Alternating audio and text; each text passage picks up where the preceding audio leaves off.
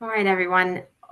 Thank you for joining us today and welcome to this launch of the Global Risk Landscape Report for 2024, which is a seminal publication for BDO that covers off a view around the global risk landscape.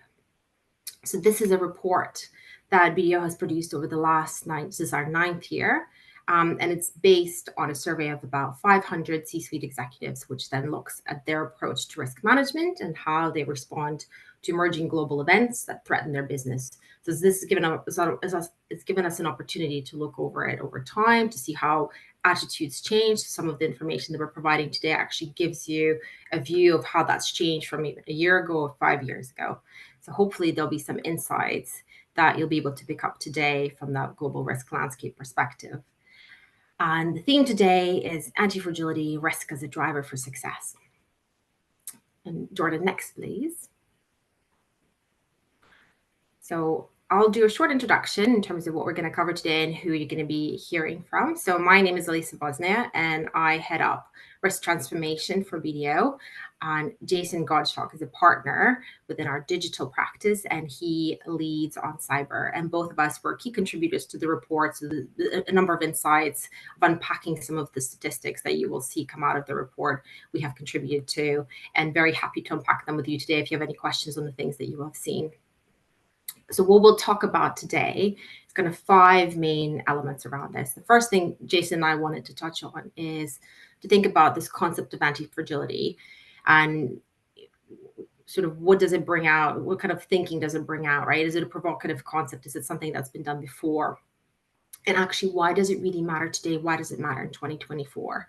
One of the things we're going to do as well is go over the different components of what makes up an anti-fragile organization, because ultimately that is what we're trying to pick up and drive out of the findings of the report. What is it that actually makes a company become anti-fragile in an environment of disruption? Then we'll talk through a case study of what an organization like that looks like, and we have a specific company that we wanted to bring your attention to. And if you read the report, that's already in there. And we'll kind of cover off the global risk landscape takeaway. So what are the key themes that we're seeing? And then we'll look specifically at some highlights from this year's report. Some of them were quite surprising, some provocative, and then hopefully open the floor for comments, and we can answer a bit of a discussion as well in terms of how we take it forward. You don't need to have read the report ahead of this presentation. We will be obviously covering some of those themes, but hopefully we'll be bringing in some new insights and ideas as well. And part of it as well is just a discussion with me and Jason rather than just a pure presentation as well. Next, please, Jordan. Okay, so that's a bit of a busy slide, but I guess what I'm trying to get across here is that in today's interconnected world, the global risk landscape is really increasingly complex, and it's become very challenging for businesses and organizations to navigate. And I mean, some of the things that you'll see reflected on there, we'll look at things like geopolitical instability, so those shifting power dynamics, those trade disputes, political unrest in various regions, driving uncertainty and disrupting global markets. And I think in a way that's been very different from the last decade or two of fairly peaceful globalized relations, obviously with some tensions, but compared to sort of what we're seeing today, it's very different reality over the past 2 decades. Then there's elements of economic volatility that I've just touched on, thinking what's happening to the global economy, thinking about how it's influenced by policy changes, currency fluctuations, what that means in terms of economic sanctions, but then also thinking about other kind of things that maybe become operational elements, but really cybersecurity threats, right? Thinking about how much we now have come to rely on digital infrastructure, how much of that now leaves us exposed to risk of cyber attacks, right? Thinking about how that can compromise sensitive data, disrupt operations, even the examples of what's happened in the NHS recently, and what impact that has had on actual diagnosis and being able to reach patients and provide results. Another one is climate change, extreme weather events that have direct implications of how quickly they come now. There's not really any opportunity to kind of recover from them because something else is happening alongside long-term shifts in climate patterns, which can then impact supply chains, resource availability. There's other things as well that can be covered here. And I don't need to go into all of this detail because as risk professionals, you will have come across this in your daily lives, right? But things like regulatory changes, supply chain disruptions, things like social dynamics, right? And the fact that we're seeing huge disruption to social values and consumer behaviors. And of course, anything around technological advancements, thinking about, yes, there's opportunity and innovation, but also the risks that are related to new technologies. Jordan, next, please. Oh, it went up. Thank you.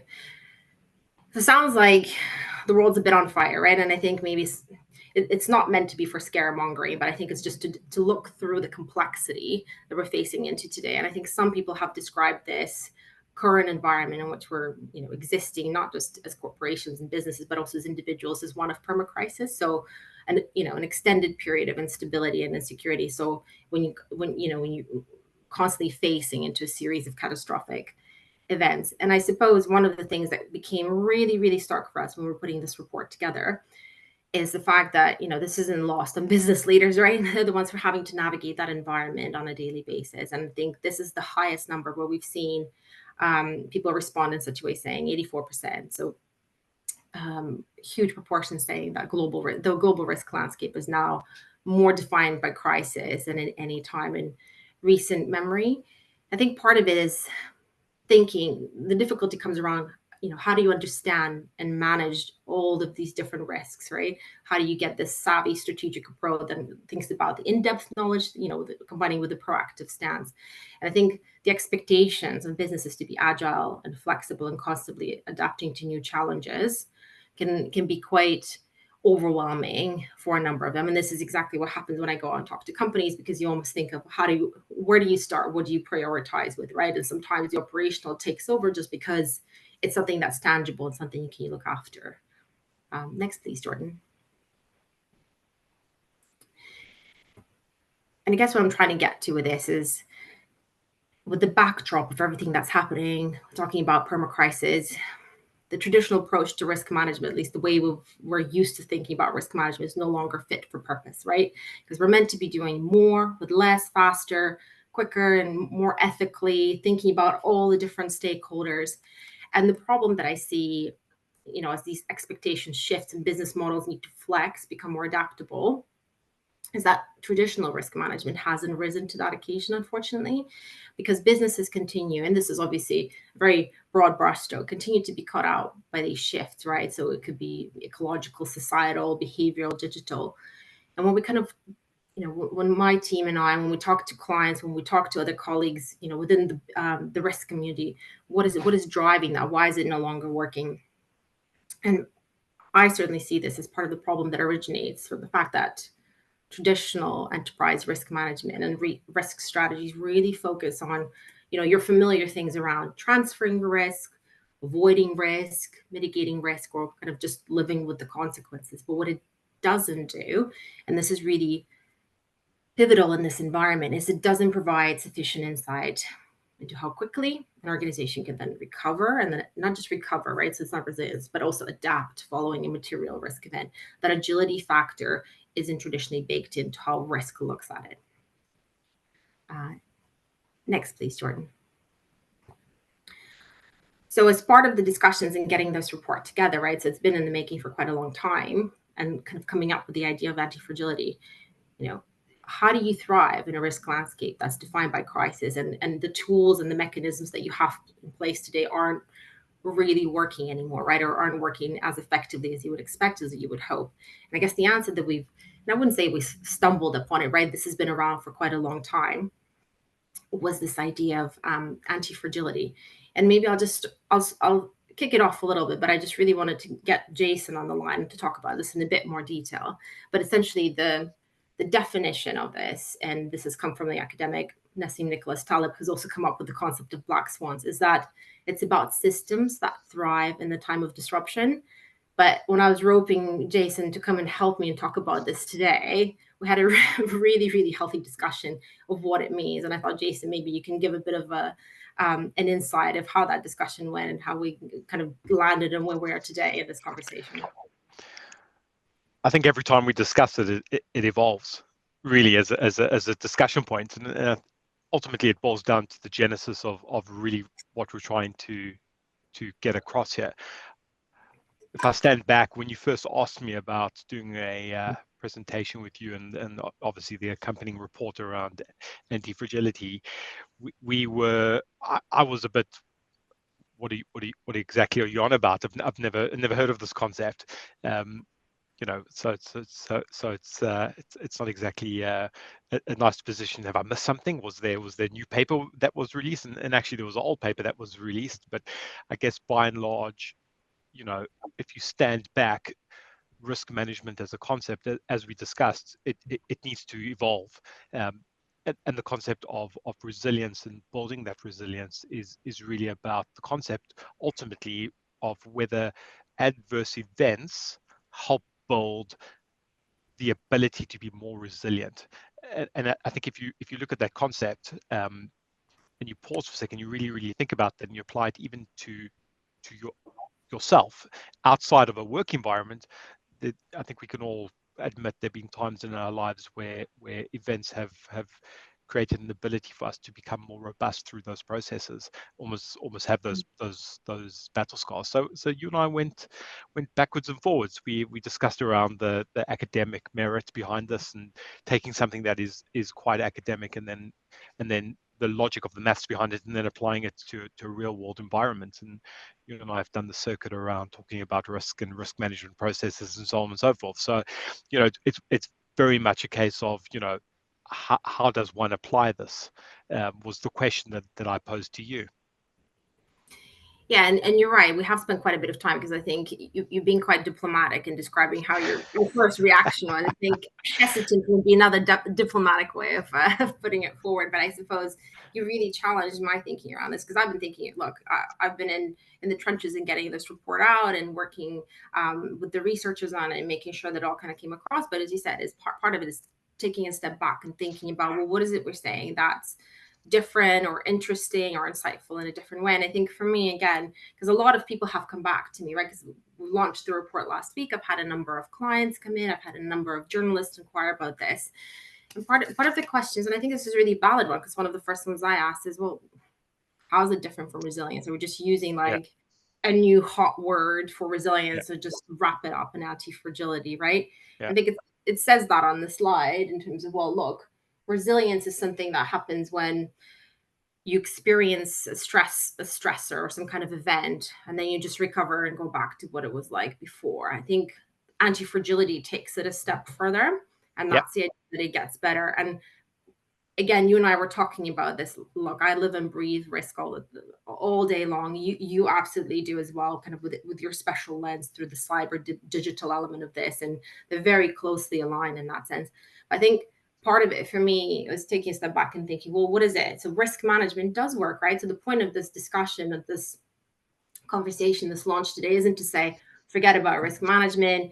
We need to completely start from scratch. There's absolutely huge elements of it that work and are really powerful and are really effective. It just means that in terms of the world that we live in, it's too disruptive in order for that to stand alone, really. And kind of, I almost see the anti-fragility is combining three different elements. One of them is enterprise risk management or risk management. One of them is the resilience element. You have to think about what that looks like, because you have to deal with the different stressors and the shocks that come, and the volatility. But the other element, which I think sometimes we miss out, even when we do talk about more progressive risk management, is the opportunity context, right? Yeah. It's about what happens when you've recovered from that event and you didn't just go back and didn't learn anything from it, but what did you take away? How have you diversified, not necessarily even your product lines, but maybe even your thinking? How has your mindset changed? I don't know. Would you say that that's reflective of what we've talked about? I mean, absolutely. I think you and I have both, been on the circuit talking about risk management, and specifically, we've spoken around cyber risk and adequately managing cyber risk. And I think ultimately, it's risk mitigation or risk acceptance or risk avoidance.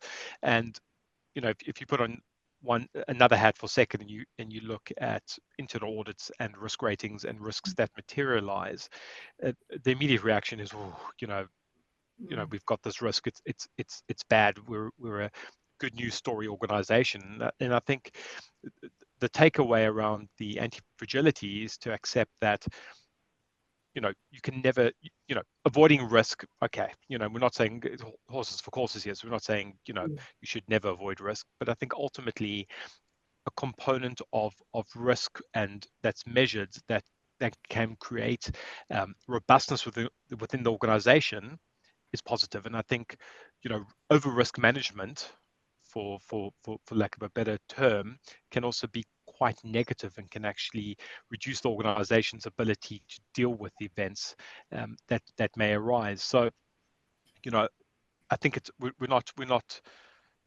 suggesting chaos, certainly not, but we have to accept that when events happen, there's a positive to be taken away and a resilience that occurs because of that. And I think that's the takeaway here is a mindset change around risk management and what good looks like in some respects.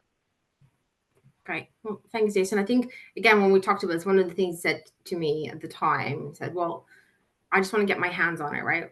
Can you tell me more about what that actual organization looks and feels like, rather than just, because I think, again, we've had this tension around the academic concept behind it, didn't we? Yeah, and you had your five key pillars that you spoke about. Yeah, exactly. And Jordan, it's probably a good opportunity for us to move on to the next one before we talk about what those five pillars are. Actually, I'd like to bring it a bit to life. So not just move from one, academic concept to like the five practical elements, but what does it actually look like in real life? We had a couple of examples. One of them was actually around LVMH and sort of how they responded within the pandemic environment, right? So the luxury company, in terms of that, had to very quickly adjust and start, they started producing hand sanitizer, right? That they shared with the French government, but actually then sold to consumers as well. So that was one case study. And we did talk about it for a little bit. I mean, we even have a the bottle. Where's the bottle? There's the bottle. There's the frog. I can't help myself. It's got Christian Dior on it, right? So it's a very, very fancy hand sanitizer. But we thought that the story that's probably a bit more interesting, it definitely has, it's almost like watching a series, right? So if you read the report, it has 2 pages dedicated to Nvidia. And for those of you, it's a huge multinational corporation. I think it's, valued at $3 trillion now, right? It's a technology company that looks at designs of graphic processing units, looks at APIs for data science and high performance computing. So they're huge in the AI world. They play a key They're part. leading in the AI. Their chips are leading. It's the number one for optimized AI processing. Yeah. Yeah, and they have an incredibly diversified portfolio, and that diversified portfolio, where they have actually huge market shares within each of those portfolios, came from a number of crises that they experienced. Again, it's in the report. So I won't cover it in masses of detail, but we did think it was a really interesting one to pick up insofar as that, you kind of look, they've had more than 3 crises. It's an organization that's been around since 1993. Lots of things have happened, but I think that keep coming up as these examples. And if you're interested, please do go ahead and look into it in a bit more detail. It's absolutely fascinating. But I suppose kind of their first real crisis came about in 1997. I think it was just a few years after they were founded, and it was around. So this is when they were producing graphics cards, and at that time they become really commoditized. And Microsoft really owned the market, and actually Nvidia graphics cards no longer were compatible with what was going out. So essentially the market was decimated, right, from what they were doing. And I think I was reading up about this. This is in our report. I found this fascinating, but they were at 1.30 days of payroll left, right? So it's complete, like just on the brink of bankruptcy. But really put a huge kind of, a huge bet on this new card. It's called the Riva 128 card, right? That they invested in, almost nothing left to go. And actually that paid off in a massive way, right? And that became the premium graphics card, transformed gaming, completely changed the market and obviously the market share that they've had. So really learned from that. It wasn't like a happy ending from that. They actually experienced a number of other stresses and volatility. And actually, one of the ones that they experienced in 2000, 2008, was a lot of other companies faced into, right? And it's the financial crisis, but it hit them at a time when they're investing really, really heavily into one of their software platforms, as the CUDA software platform. And the issue from that came is that they just didn't have any finance in order to take it forward. And I think they kind of got a bit of a lifeline, and essentially ended up creating a software that I think 10 years later, I think at the time it worked anyway for gaming, but about 10 years later, that was the springboard for their AI business. So it really has this like really long tail of success for this. But one of the things that they've done off the back of this is that that platform ran on their chips. So it was only on their chips. And so it was a closed ecosystem. So that, again, it completely dominated the market off the back of this massive crisis. And I think another one, so I mentioned Bitcoin, right? They were really huge of Yeah. this, and that helped Yeah. drive, because that was one of the key things that was driving their success story in the 2010s. And then you've had the collapse of cryptocurrency, Bitcoin in 2018. Um, Part of that survival strategy was the fact that they then um, they used what they've developed in order to kind of drive the Bitcoin elements to put into data centers that require the same elements, that the huge power that needed to drive that. So that was that. But also, you almost, so what I'm saying is that the return of that software that they developed 10 years before into this emerging AI, and now, I Yeah. mean, Jason, like maybe you can give some more examples. This is your natural world that just completely transformed it. So I mean, one of the great things that Nvidia have done is they've ultimately led the way in terms of ramming more transistors into a small amount of space, and therefore providing improved um, processing capacity per GPU. That's what it's about.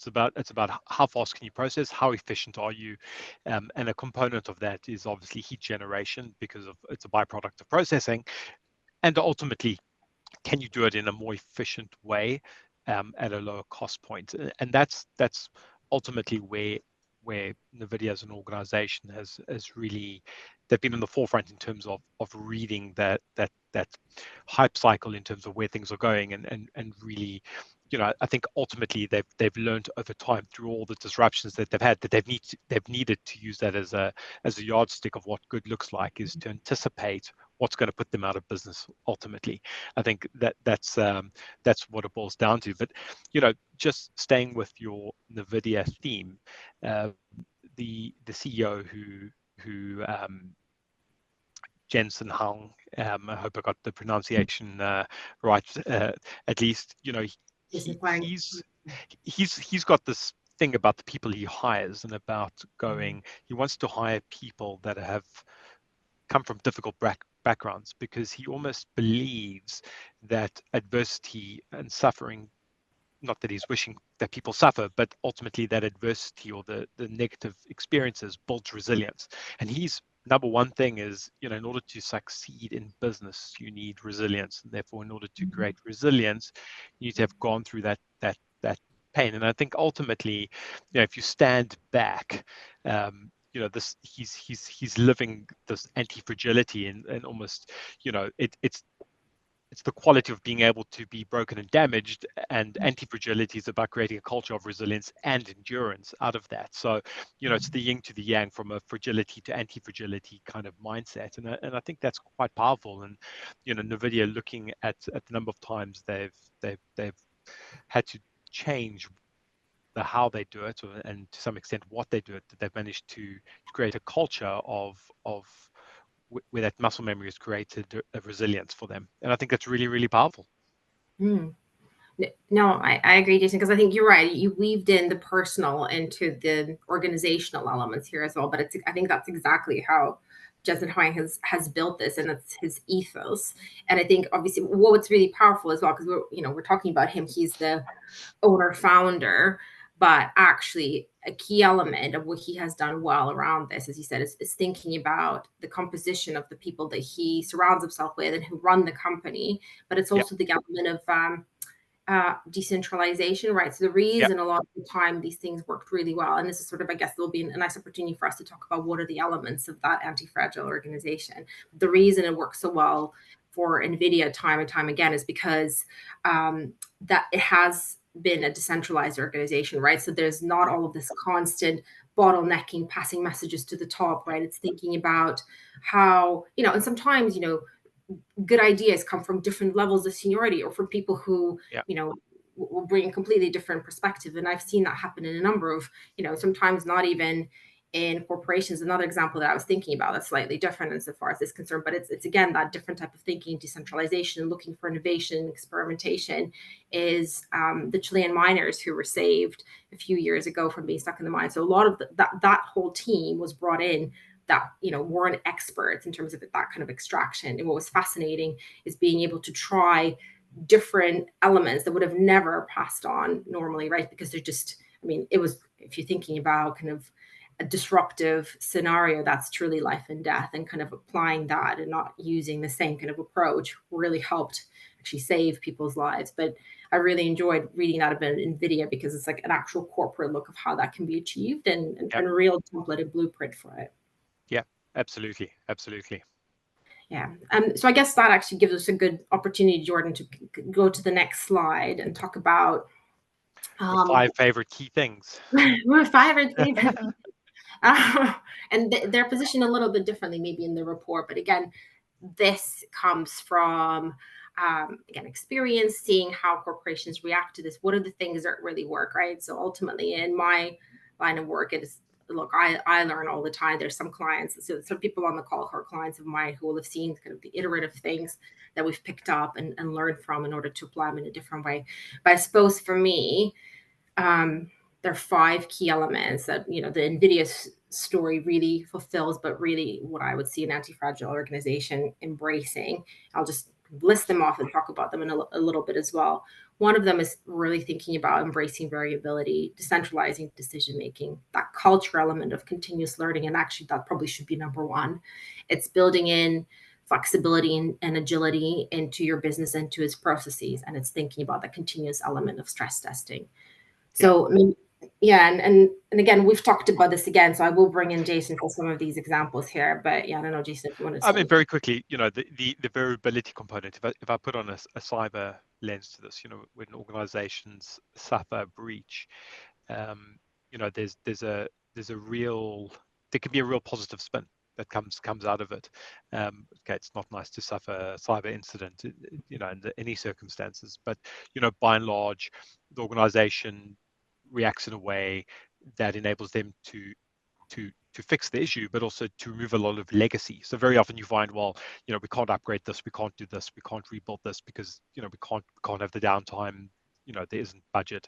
When an event hits, suddenly the organization has to come together and deal with these things. And there can be a real positive component that comes out of this. So, I think seeing that unexpected events can have a real positive spin, I think, is something good. Obviously, you shouldn't leave the risk there that to cause the event so that it will happen so you can fix things. But by and large, this is what the data is telling us, is that through the event, the organization comes out on top, and they learn a lot from that process. Yeah, agreed. And I've seen that obviously not just in a cyber context as well, right? Is almost the transformation around how people think about managing their risk, right? Is almost the ultimate takeaway. And it just means that next time an event happens, it's approached in a different way. It just sometimes serves as a catalyst. You're right. Correct. Um, so maybe if I kick off, I mean, the first one probably seems very obvious, but I suppose the idea around taking on variability is to what Jason and I were talking about before. So it's not trying to predict and control every outcome, right? Because that's just impossible, right? It's just too many risks. Yeah. The organizations are far too complex nowadays. There are too many kind of competing scenarios that you need to manage. So an organization that's anti-fragile, it accepts that uncertainty, and that the uncertainties and surprises are part of the business landscape. And I'll have that little quote down there because I actually use that in my everyday life and with my family and work. But it's uncertainty is the root of all progress and growth, right? And I think Jason mentioned being comfortable with being uncomfortable. So I think what happens as a consequence of that is when you take on these different things that may be coming at you, you can turn unexpected events into opportunities, just what you've said, Jason, with Yeah. that example around cyber, right? And you can use that as an opportunity to improve and innovate and do better next time. I think, yeah, go ahead. I mean, I was just, I was, we were debating around the decentralized decision making, and for me Mm, that's quite powerful. What I see in most organizations is analysis paralysis. yeah. We're waiting on guidance. We don't know what we Yeah. can do. I think ultimately in particularly in high risk environments, that decentralization of decision making can really make a big difference. So we see this a lot with production facilities and so on and so forth. The team on the ground knows the environment best. The ability to make a decision on the bench is sometimes what's needed, and I really like that decentralized decision making. Empower people, provide the guardrails, as you say, and I think that can be a real positive out of that. Agreed. And actually, I think probably what that sets out, the decentralization element, is almost proactive de-risking, right? Because you're Yeah. taking away the focus on those kind of key few decision makers or nodes or whoever maybe is in charge, and really getting that network in place, because then you can have the system won't break all at the same time. Maybe you'll have kind of elements not working here or there, but you almost have independent units that can respond to stress, right? Then you kind of really decreases the risk of those systemic failures that we've talked about as well. And I think probably that supply chain is probably a really good one as well. But we see that in decision making as well. Analysis paralysis is a good one as well.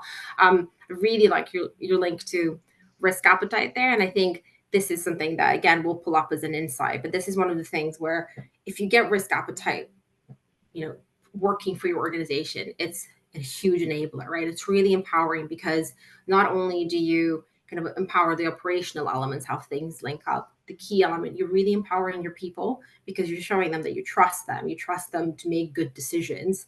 And because they take on that trust, they reward you with what they do in terms of how they reach those decisions. And I've seen that work really well in different organizations, but it can be tough. And actually we'll talk about why that's not working and why people struggle with it. The next one, look, this is the one thing that, again, if you know me and outside of this webinar, you'll know that this is one of the things I absolutely is the most compelling argument for me when it comes to risk management, to managing uncertainty, to all of these good things that we're talking about today. So it's not just unique to anti-fragility. I think it's just must have for everything we do in life. And this is around that growth mindset, but at an organizational level, right? So thinking about how almost applying this, try, fail, learn, grow, right? And you use that more broadly. So setbacks are not really seen as failures; they're seen as opportunities for learning and growth. And Jason, you and I talked about this because we see that a lot. Yeah, but I do think one needs to give it more than organizations need to give it more than just lip service. I think that culture of continuous learning, and I guess we take a negative away from this. If there's something to learn, that means I did something wrong. But ultimately, you can strive for perfection. Is it realistic? And I think curating a culture of learning means that you accept that people will sometimes make mistakes, but they can learn from that. And I think that's important. Yeah, and you're right, because it's beyond paying lip service, because if something actually goes wrong, right, you need to be able to live with those consequences as well. And it goes back to your risk appetite as well, sort of how much of that will you be able to absorb and tolerate as an organization. So all of these concepts are interrelated. I guess the next one is around the flexibility and agility, which is almost the foundation of anti-fragility. And what I say is missing in risk management right now. It's how quickly you can pivot in response to changing circumstances. So that's really a hallmark of what an anti-fragile organization looks like. And again, Jason, we had a really healthy debate around this, right? Because the thing you brought up, two minds, yeah. So you were saying it's about having process, but then, how do you get that right in very large, high risk environments? How do you build a flexibility and agility? And I guess that's perhaps incorporating the decentralization from a decision-making perspective, and providing the guardrails around that flexibility and the ability to make those decisions on the go. That's something that I would like to see. I think it can be useful. I think we all get caught up in red tape sometimes where things just don't make sense, but that's the process, if that makes sense. Yeah, definitely. And part of it as well, just kind of building in that balance, or finding that balance, right? And again, it's easier said than done. I think maybe the last bit before we move on and actually tell you about the report half an hour in, but I thought was really important to kind of bring to life what we meant by it, why we went out and talked about it, is to talk about the stress testing element. So I think, we've talked about mindset, we've talked about the different operational elements, we've talked about the people focus and how you can build that in, but there's also that element around you kind of need to have almost a regular exposure, right? Not be afraid to expose your organization to controlled stressors, right? So Yes. because then it helps you to kind of get to your vulnerabilities and deal with it before real crisis hits. And I think this is just like handing to you on a silver platter from a cyber perspective. This is your bread and butter, isn't it? Yeah, absolutely. So we do a lot of red teaming exercises, where we script a scenario, and we do a simulation, you know, and have the execs as well as IT, all the C levels, so on and so forth, actually invoke a crisis management session, actually recover, restore, depending on the scenario, and that can be really, really powerful. There's a component of seeing how people react, and that measurability that's there, the flexibility, look at the decision making processes, and I think that's really, really powerful. um, I've never done one of these simulation exercises where people walked away without saying I didn't get any value. Everyone's like, that was a great use of half a day, so on and so forth. So I can highly recommend it, and I genuinely think it talks to each one of these components. You identify the people that are comfortable with uncertainty.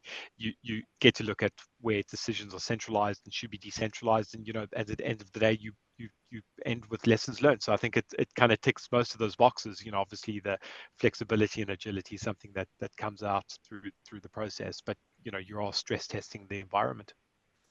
Yeah, definitely. And I think cyber is an example. What we do from an enterprise risk management is around scenario analysis, right? So kind of, I guess, in some areas, it's known as kind of war room things, right? So thinking about how you come up with different things that could happen to your organization, and then really getting your C-suite or getting your board into that scenario. You have to react. You don't have any opportunity to kind of rely on any external sources for support, and that can be really powerful because as we were talking about guardrails before, it kind of removes the guardrails and puts you in that real crisis scenario that Yeah. can be helpful for shifting some of this thinking. So I suppose, I guess, off the back of this, all of the different things we've presented, what we're trying to say, an anti-fragile organization isn't one that avoids risk altogether, right? So I think actually someone said this in a question that's come up. Anti-fragile is a negative term, so in itself, it's a concept that's defined by what is not, but it's really about managing it in a way that positions you for growth and success, right? And these are the things that you can proactively put into place,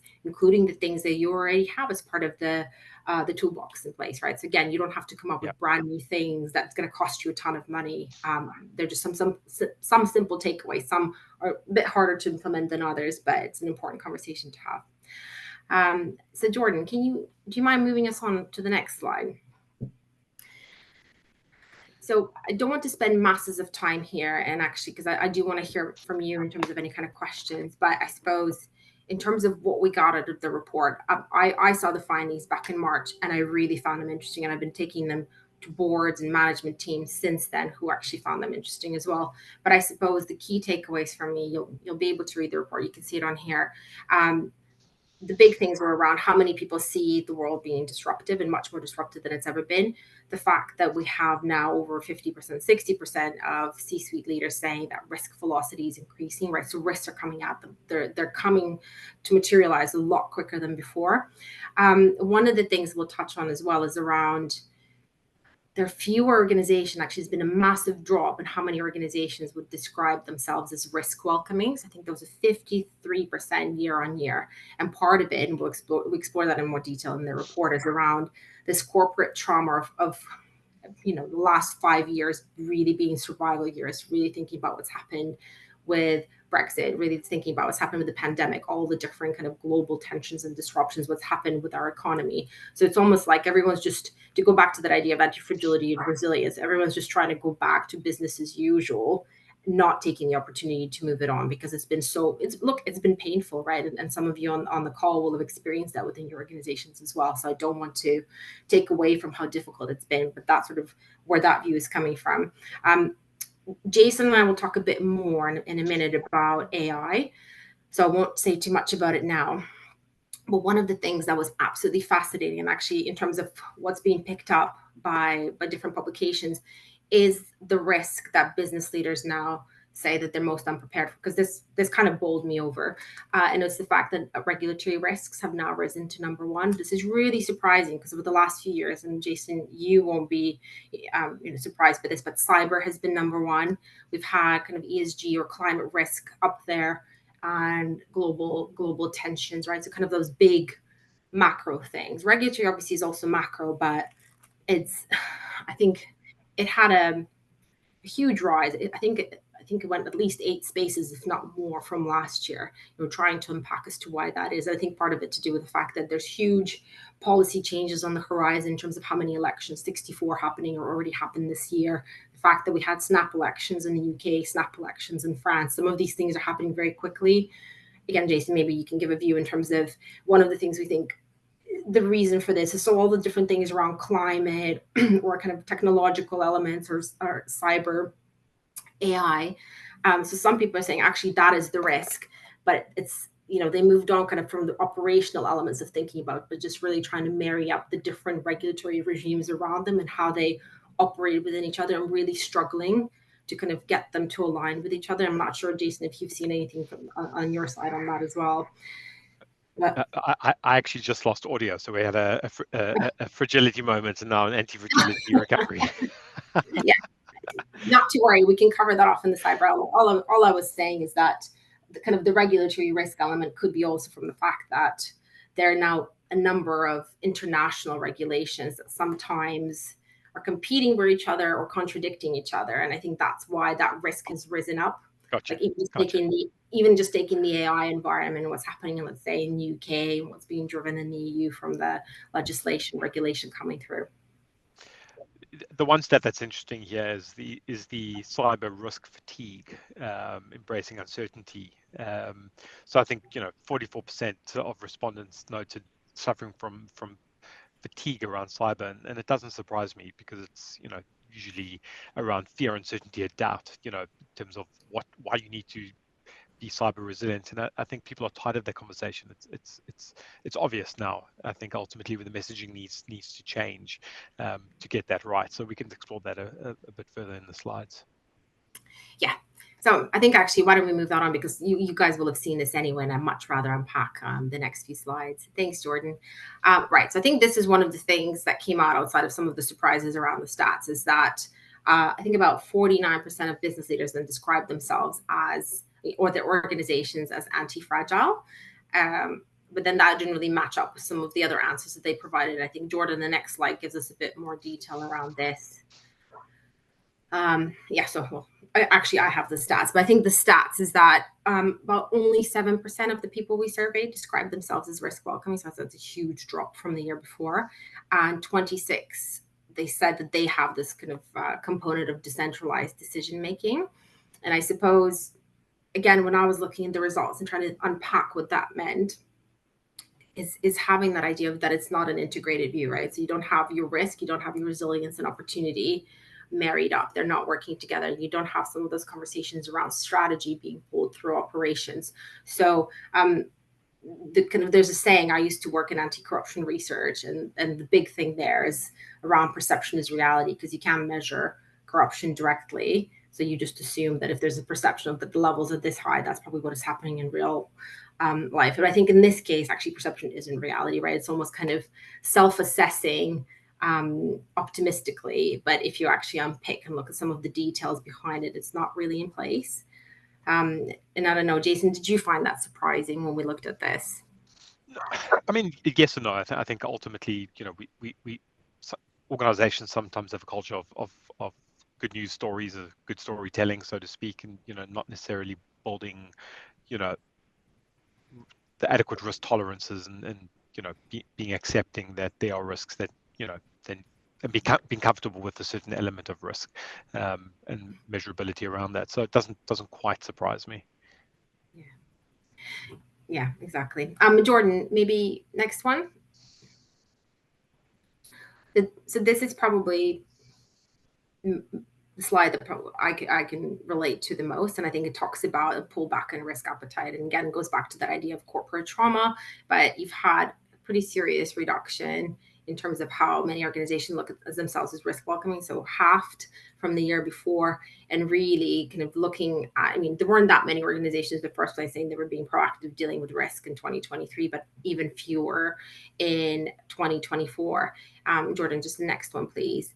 Kind of the question that I had at the back of my mind, thinking, do companies have the tools and data to kind of recalibrate their look at risk, right? So what is it around appetite that can be difficult? And again, from my experience, kind of the hands-on elements of applying risk appetite within a company, part of it is, listen, we've just talked about it. The idea about being risk welcoming or having a broader risk appetite is muted because some people will, some companies will be smarting from those onslaught of shocks, right? So maybe to go back to that idea, it's about resilience, it's about recovery mode, it's about survival rather than kind of thriving and moving it on and using this opportunity because can we just catch our breath, really, right? This is too much. And I get that.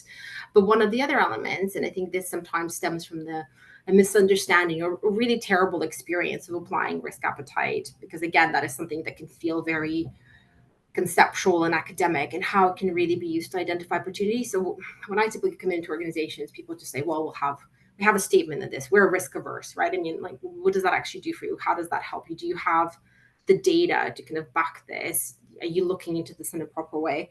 And ultimately, when you start to unpack this and link it to strategy, link it to the things that you're trying to achieve, within a year, within the next 5 to 10 years, then pulling that back, applying real management information, right? Data that you can unpack and drive that decision making can be such a powerful experience. And I've had that recently on a number of occasions with clients where that's really worked. And it's kind of been a springboard for them that helped them become anti-fragile in that way, in a way that it's almost like a confidence in themselves.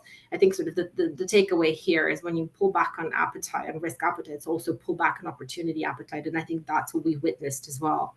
I don't know, Jason, if that's something you're seeing as well, but certainly from an enterprise risk perspective, it's huge. Yeah, I mean, more broadly speaking, I think the assessment of risk is down to data, and do you have the right data? Organizations, by and large, the data's in some cases quite unstructured, and I think the reliance on how accurate that data is sometimes a challenge, which can be a driver behind this. Not consistently, but can contribute towards that. Yeah, thanks.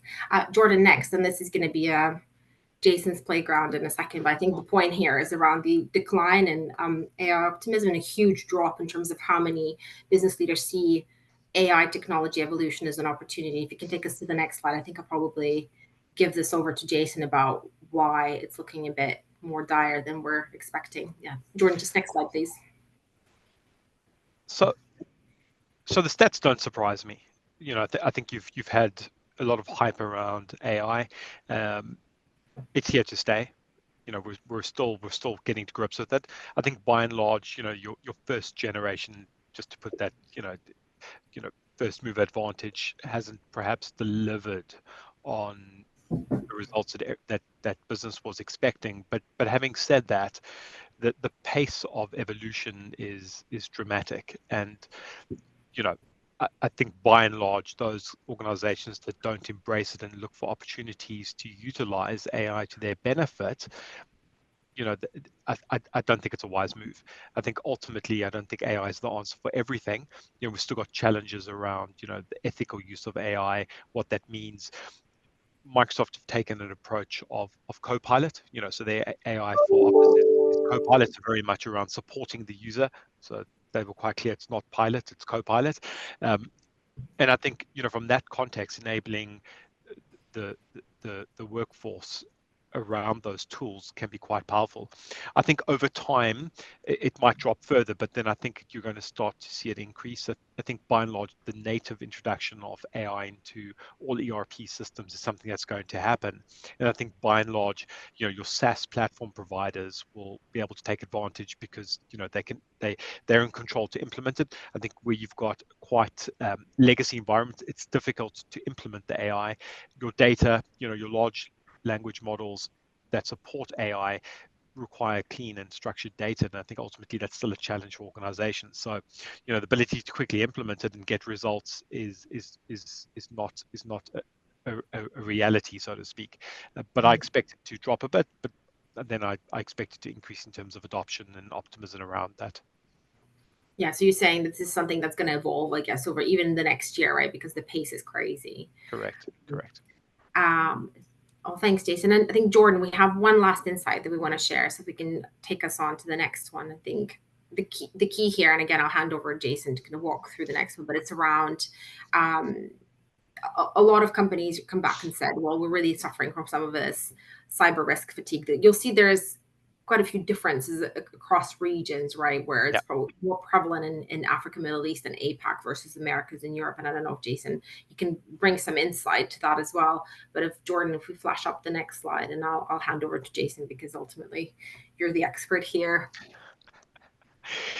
So, I mean, I think by and large, if you look at cyber as a concept, it's been around for a while now. And before cyber, we had information security risks, and then the evolution around that has to be focused more on digital assets. I think ultimately the reality is that we try to spend all our time prevent, and all controls were around prevent. And very much within cyber now, we have a mindset that it's not a case of if, it's when. And when it does happen, there's a certain amount of flexibility around that event that needs to occur to be able to deal with it in a measured way. And I think ultimately, if you accept that you're going to have some risk occurring, and you're going to create an environment where people can make decisions to derive the best outcome, I think anti-fragility can be quite powerful in this context, because from a cyber risk perspective, you just don't know what's going to happen and when it's going to happen and what the impact is going to be. And preparing and running through simulations can definitely help, but I think ultimately that the early detection and response capability is where it needs to be. So I'm certainly not, and I believe you're not saying either that we should throw risk management out the window. Quite the contrary, actually. But I think it's a component of taking some aspects of the anti-fragility mindset and applying a measurability around that to achieve a more robust process or individual within the organization to derive a better outcome overall. So, you know, I hope to see less fatigue around the cyber subject. Um, you know, fear, uncertainty, and doubt, or FUD as I call it, is never helpful. So, let's try and have a positive spin, and really understand why it is we're spending money on controls to prevent a cyber incident, rather than just you know have a faceless organization that's going to attack you, and reasons for why you should actually prevent against that. So I think that's for me is everyone's takeaway for today as it relates to anti-fragility and cyber, so to speak. Yeah. And I think one of the things you and I have discussed in the past as well is around, as you said, what is the exam question around cyber, right? And thinking about what, it's not like cyber as this one flavor for everything, right? What is actually Yeah, more important yeah. for you? What value are you protecting specifically? So we spoke about that. I mean, I think I said to you, it's being good at cyber is a bit like trying to be good at sport. Which sport? So if you think about cyber risk, you've got different types of threat actors, and you've got different types of sectors, and you've got within those sectors you've got slight nuances there. So I think ultimately, you know, if you look at the different types of threat actors, and you could take hacktivism versus insider risk, for argument's sake, organized crime. Each one of those will target a different sector or organization in a different way. The way they weaponize, the way they focus on the organization is quite different. So understanding, who's going to attack you, how they're going to attack you, and what they're going to do can really be quite powerful in terms of building your cyber posture. Oh, exactly. And thinking about, as I said, what is that key element that you're asking yourself Yeah. about? Well, thanks, Jason. Jordan, can you move us on to the next slide? I'm just mindful of the time, and while you and I enjoyed our discussion, I hope other people can participate as well. So if you want to ask us a question, please take the time to type it in right now. We'll be able to pick it up. A couple of questions have come through already, and actually, one of the ones I think that's quite a good one that I want to pick up, and Jason, you and I maybe can touch on this, is around, somebody said, is anti-fragility attributable to the old adage of fail faster and fail better? I think yes, to a certain extent, right? Because we've just talked about the idea of using failure as an opportunity. But I think it's almost like how much of that is baked into the idea. Well, what is the learning in here, right? And what is not just fail better rather than just come back to what you were doing before? What are you doing differently? I think to me that's the key takeaway. I don't know, Jason, if you have a different view in terms of how they correlate those two different stories. No, I think I would agree with your assessment. I think ultimately, you don't want to lose the muscle memory and the learnings from the incident. So I think it's very much focusing on that. Ultimately, every time an adverse event occurs, you learn something from that, and you're able to fine tune how you deal with those components. And I think that's been quite powerful for a number of the case studies that we looked at. Yeah. So thank you for that. Another question that's come through is around what's the biggest mistake being made by business leaders who aren't changing how they respond.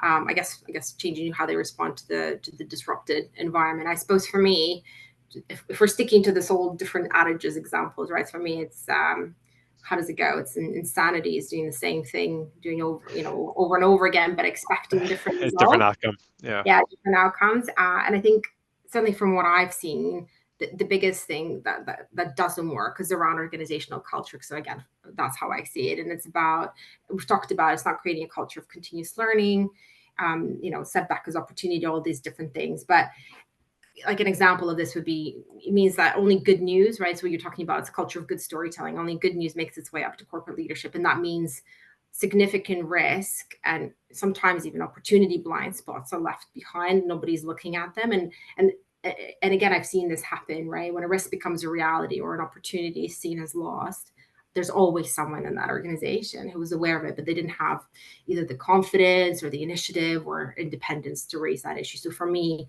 probably that's the biggest mistake and issue that I see in terms of how you don't apply that. I don't know, Jason, what do you think? no, I would agree with that. I think that's been a common theme coming through. Ultimately, I think this is going to be an evolving topic and an evolving concept. So I think you've largely covered it. Just a couple more coming through, and before we wrap up, I think someone said, "Oh, can you remind me who was surveyed for this report, please?" So this is around 500 business leaders, so C-suite positions, right? So be CEOs, CFOs, often CROs as well, who are looking at this report, and they've come from different jurisdictions. So if anybody is interested having a bit of a peek behind the data and looking how does that differ by sector in terms of how people are answering, or by region, we have white papers that have gone out from a regional perspective to capture some of these differences. But I have this information in case you're curious and want to pick that out a bit more in case it's relevant. You want to take it away and share that information. You got one more question, Alisa? Yeah, so I think the last question that I've got here is, one of the questions is, do you see there being difficulty, risks associated with decentralizing decision-making, kind of contravening authorization levels? Yes, obviously, just with that, just with any system, right? So you'll have a centralized system or a federated system or a hybrid system. Each one of them will come with its own set of risks, right? And it's just, and it goes back to the idea, what is your risk appetite for it in terms of to go back to what Jason and I were talking about, how much of that process are you going to bake into it and then allow the flex that works within that? So none of them are risk-free. But again, we're not talking about risk avoidance here. It's calculated risk, I suppose. Yeah.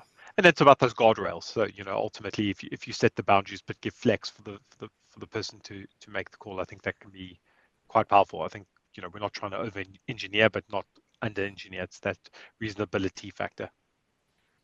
Yeah. Oh, I think we got one more. We got lots of, and again, listen, if you have more questions to pick up for us, please, we can take it offline. We can talk to you again. I think the last one is around, to what extent, if any, do you think the desire to be anti-fragile could be restricted by regulation, statutory restrictions? That's a really good question. That's a great question. Great question. Well, why don't you go first? I have an idea of it. I always go first. Is it controversial? Yeah, just a bit.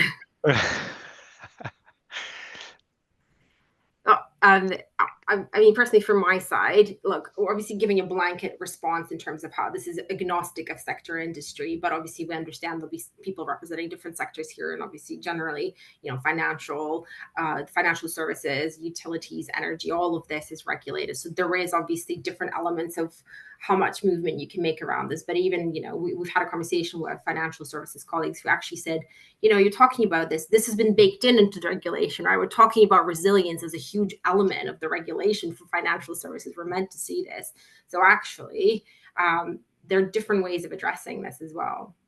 Yeah, I mean, overregulation can also have, it can result in inability to be competitive in some cases.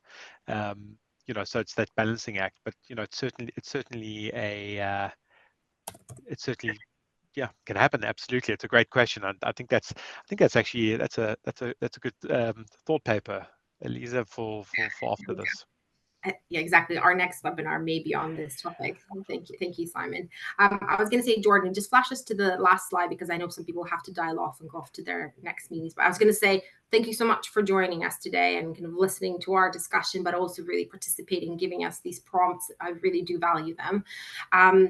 Just in terms of what's coming up, there is an event tomorrow that BDO is hosting. It's a webinar on enabling the future of collaborative organizations. So I think that works really well for what we've talked about just now in terms of how you collaborate, break down those silos.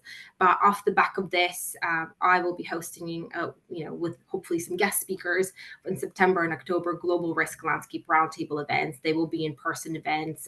They're Chatham House rules, and it's an opportunity to connect with your colleagues in industry to talk about some of the topics here and general risk management elements. So if you want to know more about that, please let us know and make sure you're on the distribution list when those invitations go out. But thanks again for joining us. We really appreciate you being here.